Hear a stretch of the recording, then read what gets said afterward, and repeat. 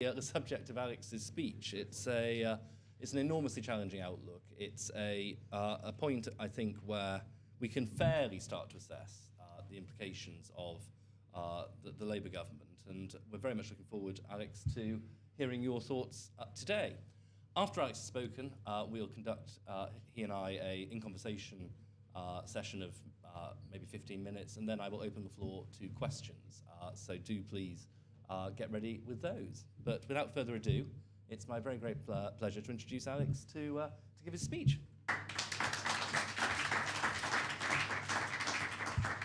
Look, thank you ever so much, Simon, and thank you for inviting me to say a few words at the end of term. I should say at the outset that that Simon was a very dear colleague to us in the Conservative Party, and whilst we're very sorry that he's no longer with us, we're very happy that he's just down the road, and we're very really interested in the exceptional work that Onward is doing, which is bringing a lot of inspiration to our policy reviews. So thank you for that, Simon.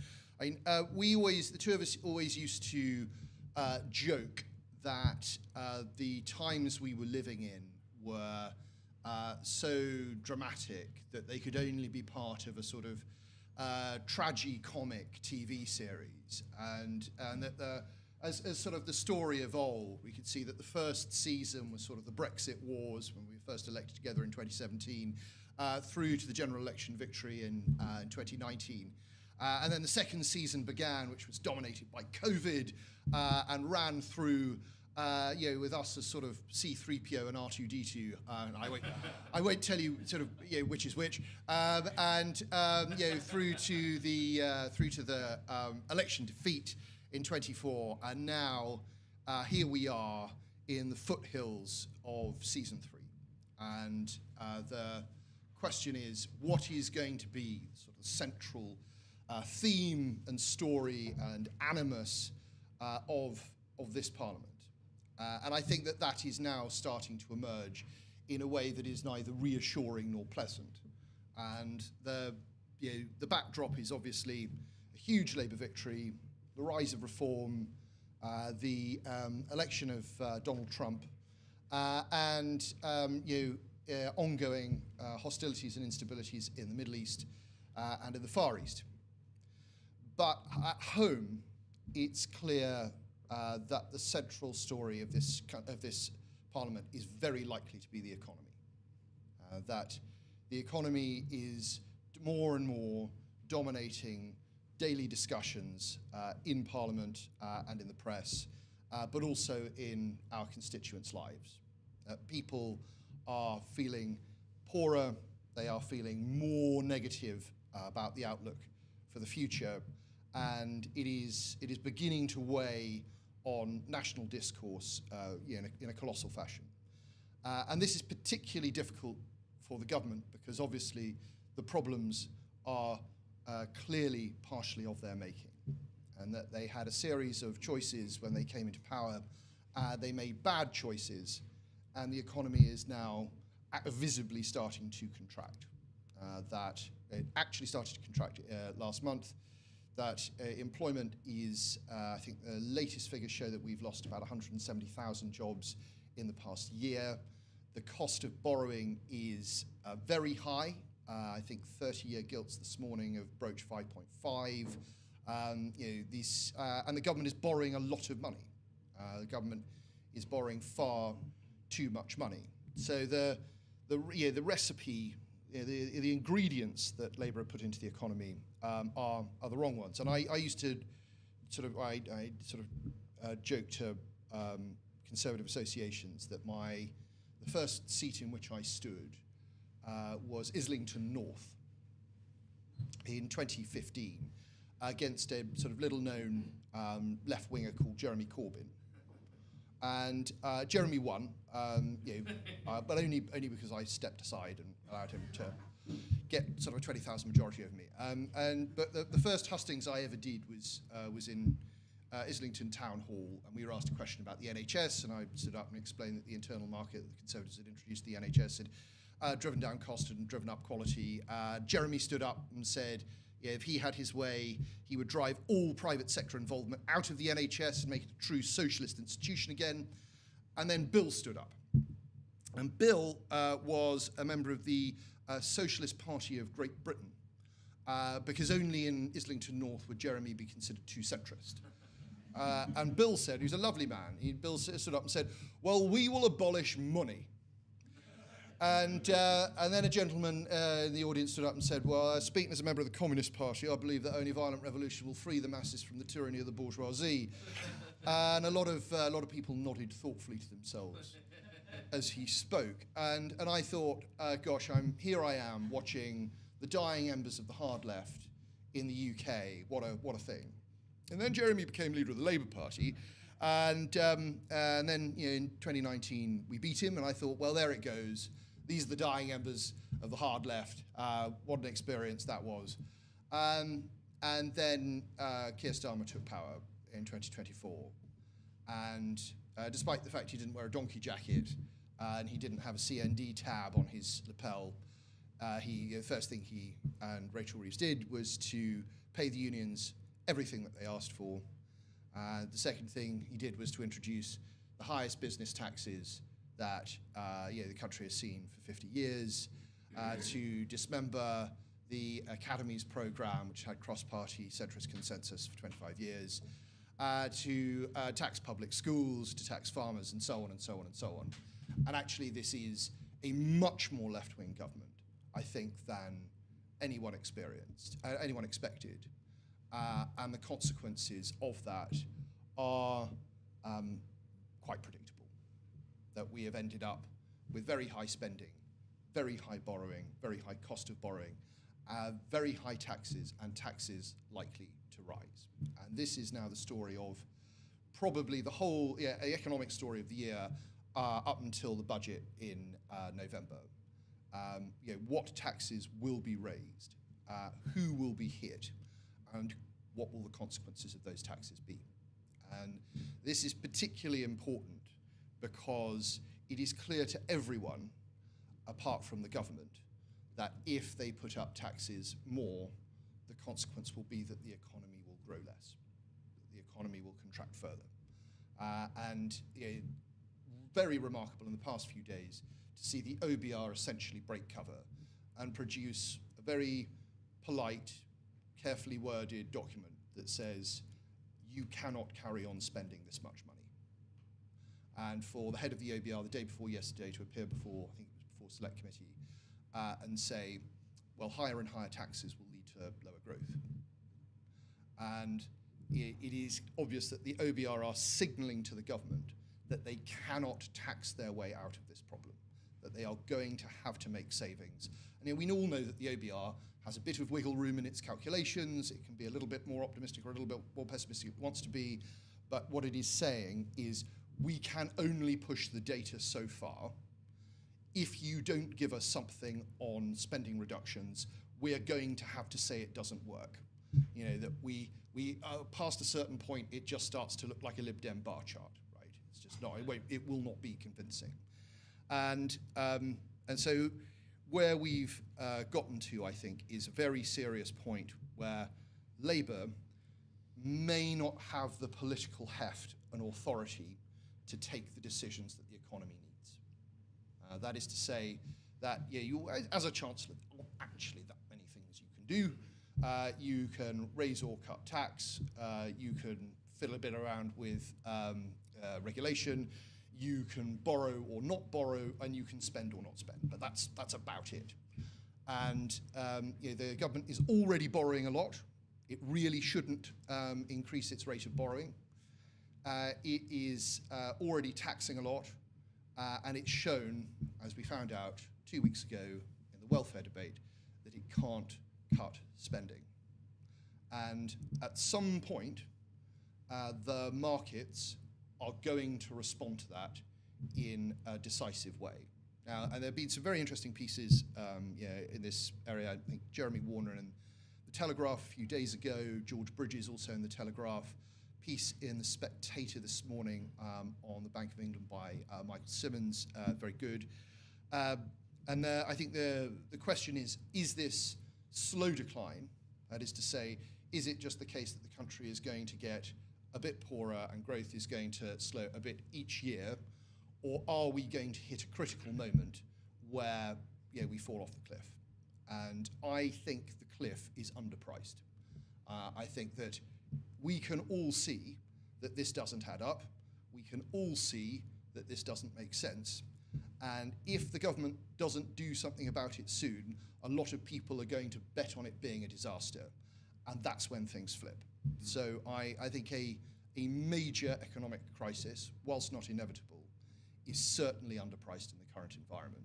And we should be very concerned about that because it will be awful for the country, but also it is not entirely clear that the Labour Party has the political strength or wherewithal to deal with that crisis should it arise.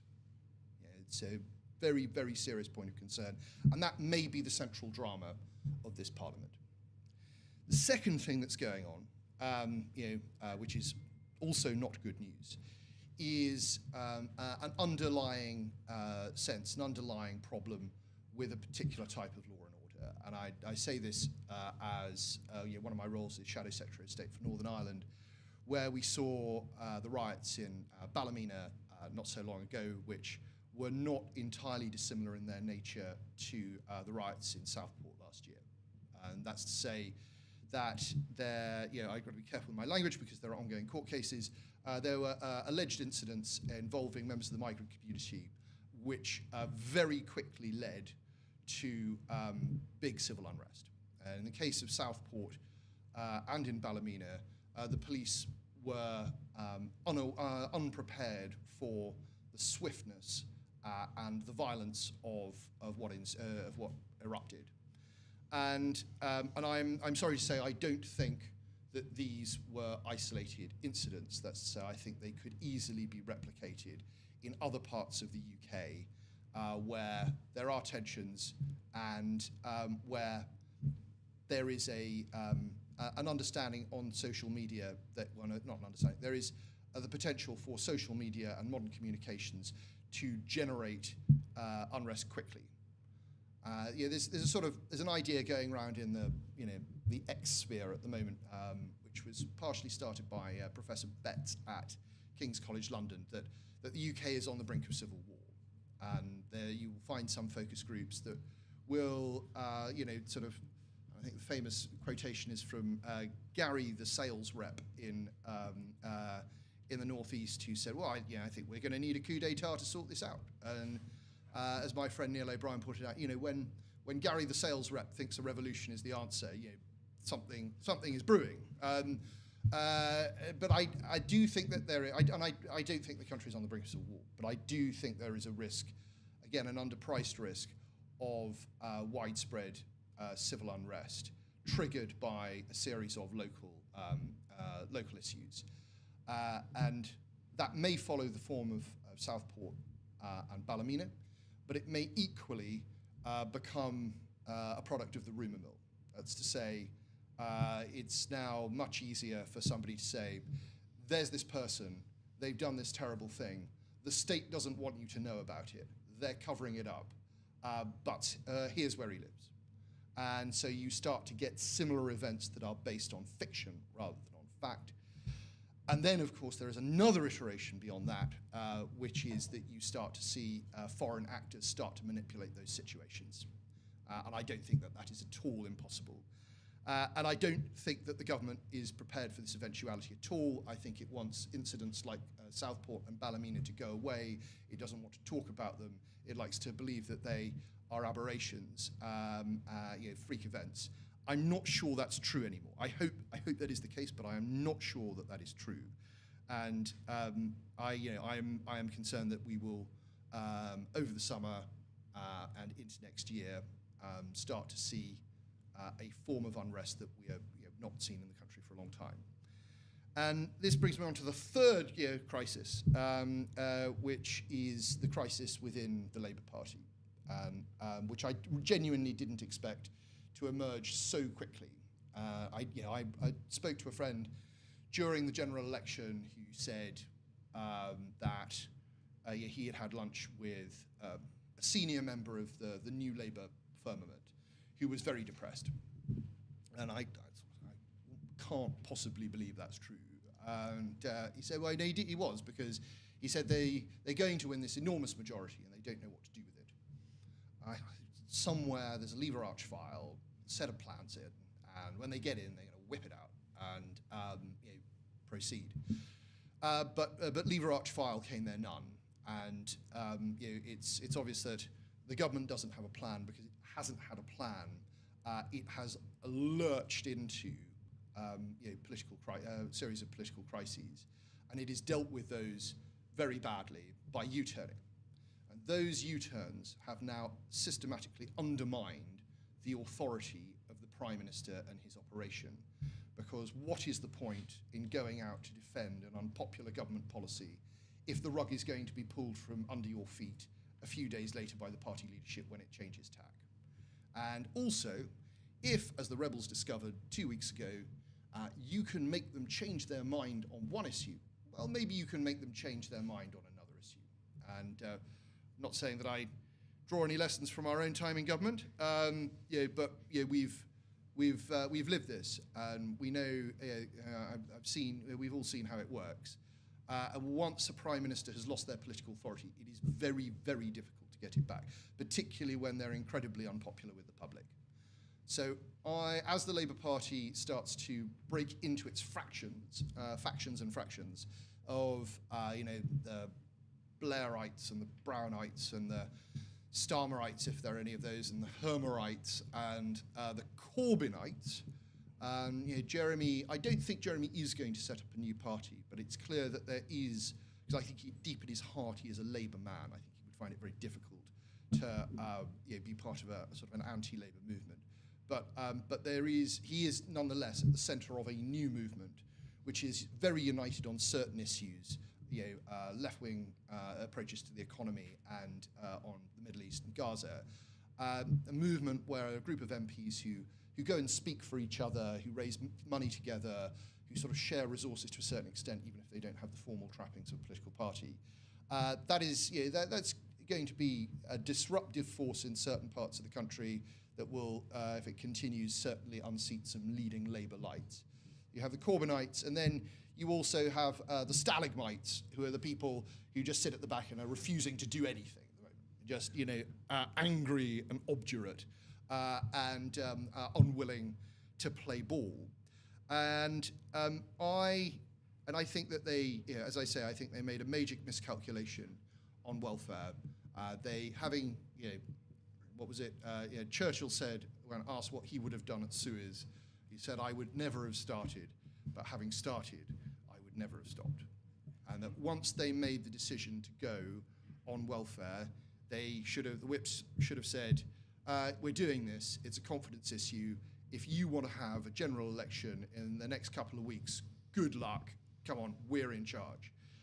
They haven't done that. Instead, sort of Stasi-like, they've tried to round up the conspirators after the event. And I understand that four Labour MPs have lost the whip for, and I quote, persistent knobheadery, which I think raises the question, why only 4?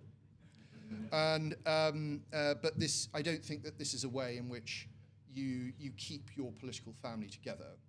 And we already know that there are rebellions brewing over the summer on special educational needs, and there will be some very, very difficult conversations for the Chancellor and the Prime Minister as they approach and go through the budget. So whilst I don't see the government falling anytime soon, I see it getting harder and harder for it to legislate, harder and harder for it to govern, at a much greater risk of Labour MPs starting to amend government bills and making mischief, and that mischief will cost money. Now, to wrap up, the opportunity for my party is obviously that if the central issue of the Parliament is drifting onto the economy, well, that's our territory. And that is where we have an opportunity, as Kemi has been doing in the past few weeks, to show that it's only the Conservative Party that's capable of making difficult decisions on things like welfare. It's only the Conservative Party that is capable of having sensible conversations about where money can be saved, and it's being the Conservative Party's destiny in times gone by to rescue the country from the terrible mess that socialism has made. And that story may be about to be retold. Thanks very much, everyone.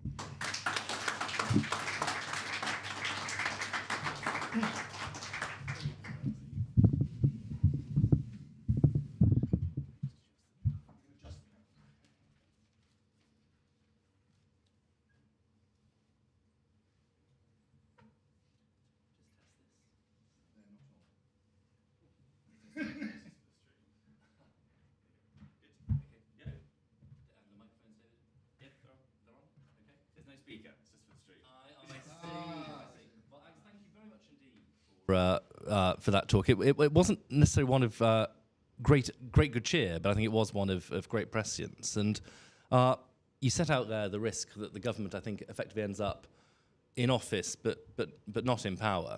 And the markets will hate that. They will hate it when it becomes clear time and again that any savings options are rejected.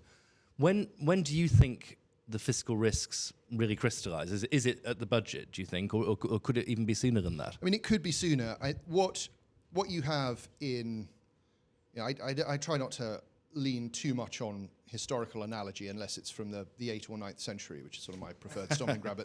But obviously what happens in the late 70s is you have a series of problems and then the oil crisis moves in and speeds everything up. And so I think at the moment, we're on this sort of long slide to misery, but events may change that. And if there is some unexpected turbulence, there is very little resilience built into the system right now. There is no headroom. We're carrying a heck of a lot of debt, over 100% of GDP, and I think that we will feel the amplification of any shock in dreadful ways. I mean, where do you think the Chancellor can look for savings? So you rightly identified that there's probably an upcoming battle on education, health and care plans. That feels like another front where the government wants to save money and may struggle to. Where is the low-hanging fruit for government in terms of trying to bring in some of its expenditure if they can't move on welfare? So this is the very tricky thing, Simon. There are really three sort of big areas that a government, three big areas of spend on the government books. You have health. Well, I think it's safe to say that the government not going to go after health. There's welfare, and the government absolutely should be making savings in welfare. There are very serious savings to be made in welfare, but it can't do it, and the party won't let it. And then you have old people, and you have pensions, and the government has already upset old people. It's then tried to unupset them, and but so I think they should be dealing with welfare. I suspect they will end up going after pensioners.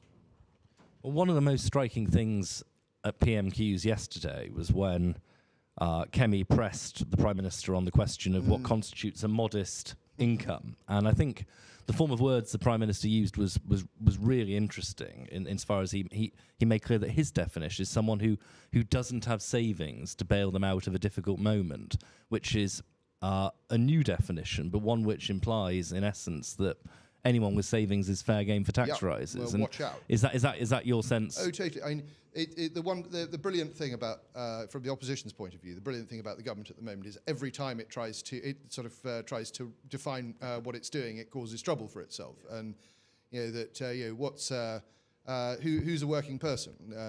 Darren Jones is us. Well, it's somebody with a payslip. Right, you're going after the self-employed, aren't you? And what's a modest income? Well, somebody with no savings. Right, you're going after savers then, aren't you? So, but yes, it's going to be, if you look at Rachel Reeves's piece in the Mirror, I think it's pretty much everyone who has savings, is self-employed, is earning a little bit more than the minimum wage. This is the territory this is the river that they're fishing in. And I suppose the question that flows from that is to what extent you think that we do face the prospect of a bona fide IMF moment and the true collapse of 1976, because more tax rises, as Richard Hughes says in his, I think, very frank comments, almost certainly damage growth. The doom loop is a thing, and I think is increasingly acknowledged as a thing. When you say there are fiscal risks, are we talking about really unmanageable fiscal risks here for the UK? Well, as I was saying, I think the danger is underpriced, and the problem with the phraseology, the doom loop, is it sort of suggests that you're just going round the crisis is just going around, but actually it doesn't capture the exponential peril of it. That is somebody who's better than me at maths at university once described the exponential issue as being like filling a Lake Michigan with drops of water, and said for 1 drop, 2 drops, 4 drops, 8 drops, 16 drops, 32 drops, and so on. He said for almost all of the time you're staring at an empty Lake Michigan, it will look empty until suddenly it will look quite full, and then you will be drowned. And that's that is the risk, that you have an unstable situation where everyone takes fright, and a bunch of people take fright, and as they do, everyone else follows them, and the economy is stampeded. When it comes to faith in government, which is another theme that we talked about here, and the prospects of unrest and the simmering tensions which clearly are present in our society and are capable of erupting at, on very little information or even inaccurate information. What's happened with the Afghanistan revelations this week clearly will have done very little for public trust in government, and it's a conspiracy theorist's dream, frankly. That being the case, what is your response and the Conservative Party's response to those revelations, and how, off the back of those, do we move forward in a way which assuages concerns that government is capable of keeping such significant events effectively off book? Yeah, and I found out about this at the same time that everybody else in this room found out about them.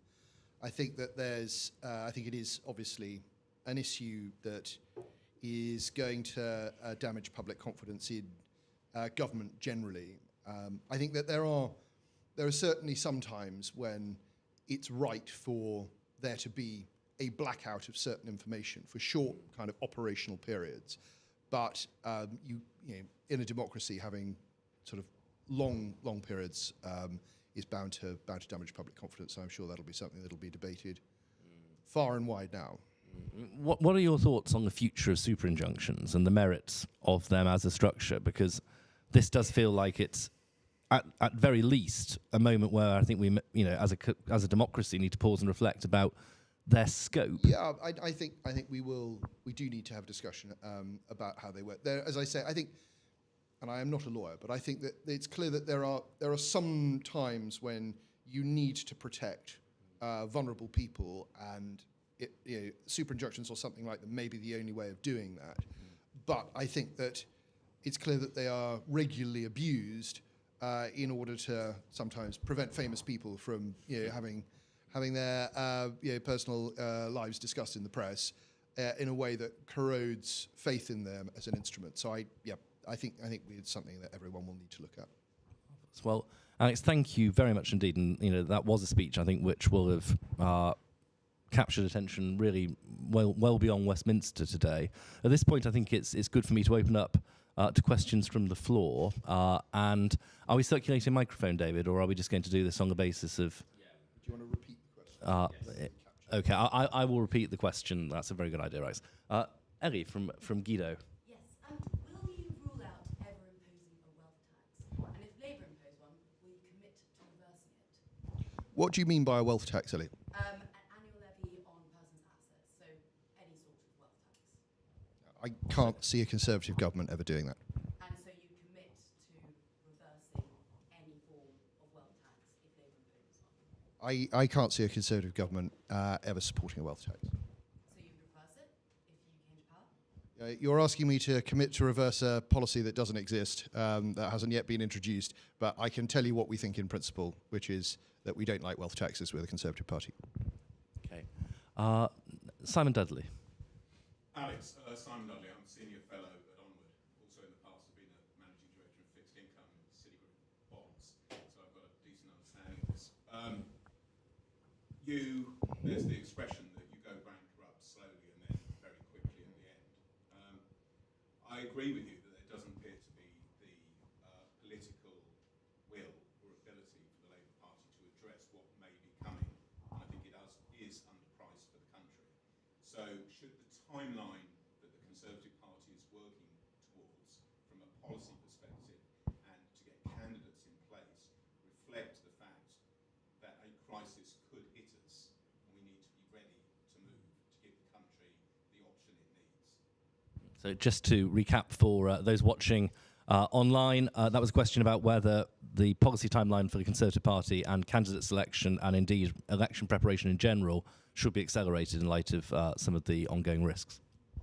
It's always necessary to have contingency plans for extreme events. That's wise. Good. Yes, gentleman in the front row. I totally agree with your analysis, and you mentioned rightly the fact that the only lever we've really got left, and where the Conservative Party got to be credible, is on saving money, reducing expenditure. It seems to me that when you think about them, all the big areas, the answer's obvious, but absolutely following that path makes you unelectable. For example, it seems to me the triple lock has got to come to an end sooner rather than later. Social care, we've got to get away from the expectation that the first port of call is the state. It should be people's own wealth. And we've got to face the fact that the fundamental reform of the health service is going to have to happen. So all of those are clearly extremely difficult issues politically, but it seems unless we can address those credibly, we're not going to have anything that stands up in terms of the saving and the scale of savings necessary. So that was a question identifying a number of the hardest things for the British state to address, including the triple lock and healthcare spending. And Alex, yes, there are obviously some things which are structurally very, very expensive, but also politically very, very hard, even for the Conservative Party to address. Well, absolutely, and I think the thing that good opposition does is it works out what the problems are it would need to solve in government, and then tries to get a mandate for those solutions.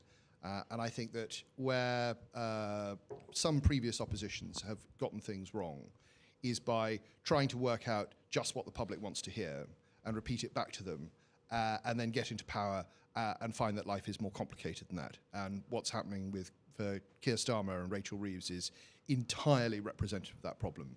And the policy work that the whole of the shadow cabinet, whole of the party is engaged in right now is really trying to get to grips with the deep structural problems that the country faces so that we can address them and help take the country on that journey with us. And I actually find that by and large, if you're prepared to have a grown-up conversation with voters, they're very pleased to have that conversation. And it's certainly the case in my constituency. James Heal from The Spectator.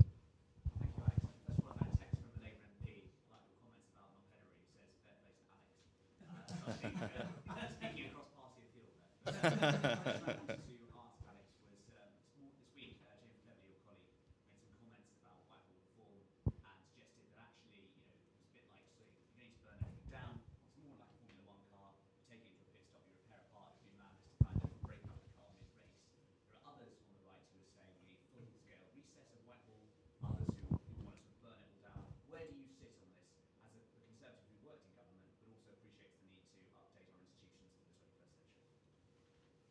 So that was a question asking about, the nature and the radicalism of the reform needed to fix the British state, referencing James Cleverly's speech earlier this week. So, no, James, I don't. In an attempt to avoid you writing a story about how I'm attacking James Cleverly, I'm going to be very clear. There are some bits of Whitehall which are wonderful, finely tuned machines that simply need a little bit of oil and a bit more gas, and to wipe the flies off the the permanent secretary's visor. And but there are also some other parts which would benefit from a much more radical change. And I'm, as sort of being in charge of Shadow Cabinet Office and having looked at these things a little bit in government, I'm very keen that we understand both of those dimensions and have not just an understanding of where we want to get to, but a very clear plan for how we get from here to there. And I think that's often what has been lacking in plans to reform Whitehall in the past, an implementation plan. And but there are a lot of interesting ideas going around right-wing think space about Whitehall reform, and that's very exciting. Very exciting that we are in an intellectual climate where we're seriously considering these things, rather than doing what the Labour Party has done on moving into government.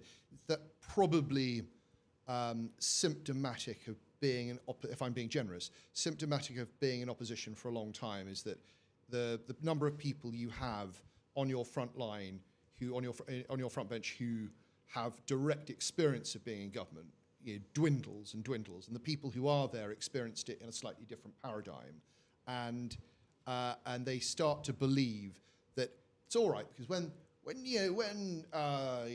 Rachel Reeves and Keir Starmer and Darren Jones and Lisa Nandy get into power, it's all right because at this point Whitehall will respect that the grown-ups are back in the room and it will all start to work perfectly, and of course it's nonsense. And what you have to understand, what every politician operation moving into government has to understand, is how the system works and how to reform it from the inside out. Yes, gentleman in pink at the back.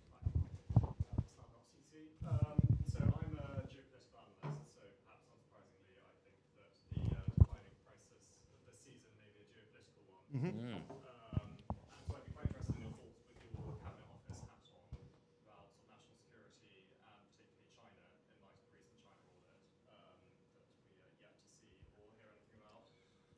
I suspect. Well, sorry, you'll have to repeat it.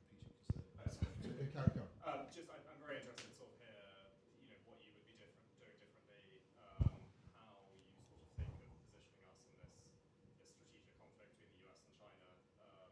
I'm not expecting an easy answer, but just sort of what you would be doing differently, what you think the sort of positives and negatives of how the government's tackling this. So this was a question about the enormous geopolitical challenges facing the West at the moment, and in particular the China threat and the China audit that is underway across government. I think that there's certainly a real risk that geopolitical events kick the unstable UK economy and imagine the UK economy as a sort of series of plates spinning on sticks that a geopolitical crisis will charge in and knock it all over. And I think, like you, I have not seen the China audit. Like you, I do not expect to see the China audit, and consequently, I don't really know what to say about the China audit. But I think that centrally, the UK has to understand that its major relationship in defence is with the US, and we have a very important role in trying to keep NATO together and genuinely being the bridge between the US and Europe on this.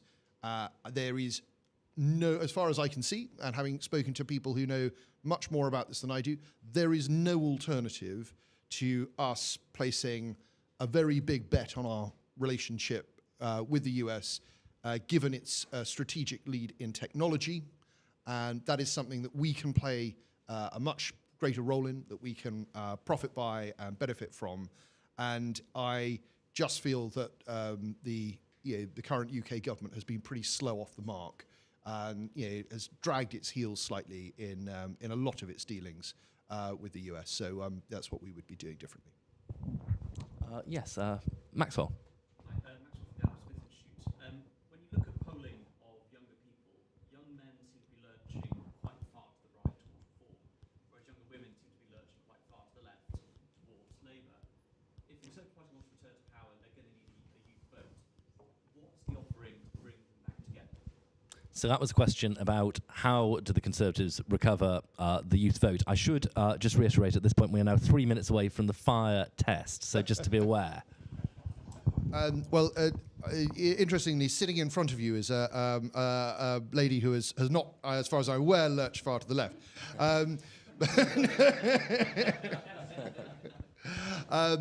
It's a really interesting question, and it can only make for some very interesting date nights for younger people, and and maybe for a very low birth rate in future. I think that just as in the late 70s and the early 80s, the Conservative Party managed to create a narrative about an exciting, different paradigm for the economy, which would benefit the younger generation, benefit the entrepreneurs and the self-starters, the self-employed, the go-getters. Now, when I talk to younger people in my constituency in Essex, that's desperately what they want, right? And at the moment, we're seeing a lot of, I'm seeing far too many people in my area move to Dubai. That their parents, worked in business, worked in the city, and they used to live here and go on holiday to Dubai, and now it's the other way round, and that is tragic. We talk about the sort of the capital drain of wealthy people leaving, which is awful, but there is another issue going on, which is talented young people with their whole careers ahead of them skipping out, and we have to stop. The Conservative Party is going to have to stop that by offering an exciting alternative right here, offer people a chance to be part of the success story of their country, and I think that could be a wonderful thing to bring back into UK politics. I'd be missing an opportunity if I didn't mention that Maxwell has a paper coming out for Onward and the SI on capital flight just next excellent. week. I look forward to reading something of a teaser there. Gavin. Alex, thank you. It's been fascinating. One of the things that is adding to strain on public finances, but also undermining the British public's sense of fairness of the social contract and the deal, and also a sense of lack of transparency as well, is the access of non-British nationals to the welfare system, whether that's through social housing, whether it's through universal credit or whatever else it is. And obviously we've had a high level of what will eventuate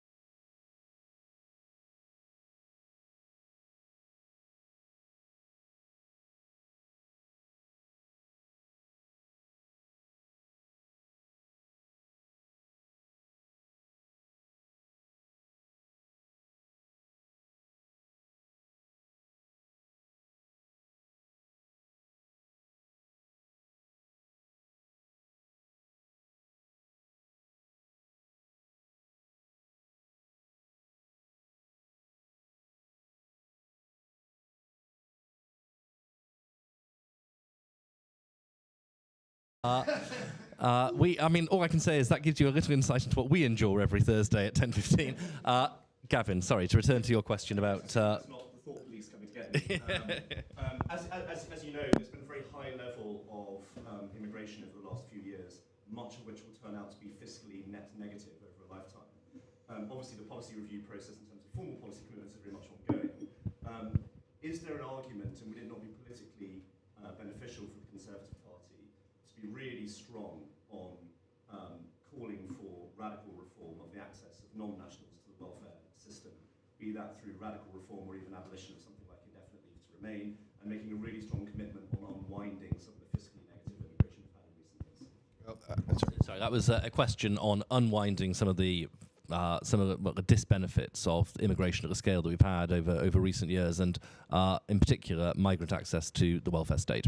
So you all have, very good question, Gavin, and you all have seen what Kemi and Helen Whately have already said on this score, and there's much more to be said in future, but you're thinking along very interesting lines. Yes, gentleman at the middle row. So in this year's Germany parliamentary election, we can see that CDU is coming back to parliament, and because AfD became the second largest party, so CDU decided to have a government with the SPD. And if we consider CDU as the Conservatives and SPD as the Labour, AfD as the Reform UK, do you think this would happen in the next election, or do you think what would happen? Would you mind to form the government with Reform or Labour if something happened? So this is a question about contingencies in the event of a hung parliament, and whether the Conservative Party would, in that situation, rather do a deal with Labour to keep Reform out of government, or vice versa. Look, we're very much working towards trying to secure a Conservative majority at the next election, and I don't see a set of circumstances in which the Conservative Party and the Labour Party would find common cause. I think it's very, very unlikely, given how far apart we are on core issues. I mean, there have been national governments in the past in times of very serious war, but I don't know. I can't envisage the circumstances in which there would be a Conservative-Labour coalition. Gentleman in the green shirt, and we'll make this the final question. Thank you very much, Graham Chard. I have a law background. I'm quite interested in the whole sort of terrorism situation, and whether the Metropolitan Police must be pretty exhausted from this Saturday after Saturday after Saturday. And if we're going to have civil strife, then it might be rather relevant that they're exhausted. But how does our party think, as I am a Conservative member, think about this recent Palestine people being labelled as terrorists, which is a slight change from how many lawyers would see the... So that's a question about the classification of Palestine Action as a prescribed group. I think if you go out and attack military hardware, you've crossed a line, and you're not a party of protest. You're not party of protest, sort of walking down the street arguing for a change in UK foreign policy. You're actively undermining our ability to defend our country, and there must be serious consequences to that. There must be very serious consequences to that. We cannot tolerate that sort of behaviour. Well, thank you everyone for being with us this morning. I thought that was a fascinating talk, and Alex, thank you for giving your time on the cusp of recess. Our last questioner raised the fact that the security services must be exhausted by some of the pressures at the moment. I think politicians must also, frankly, be in need of a moment to at least take stock and recover from what's been such a traumatic period. It feels, off the back of what you've been saying, and I agree with it, there is much more drama ahead. But thank you for giving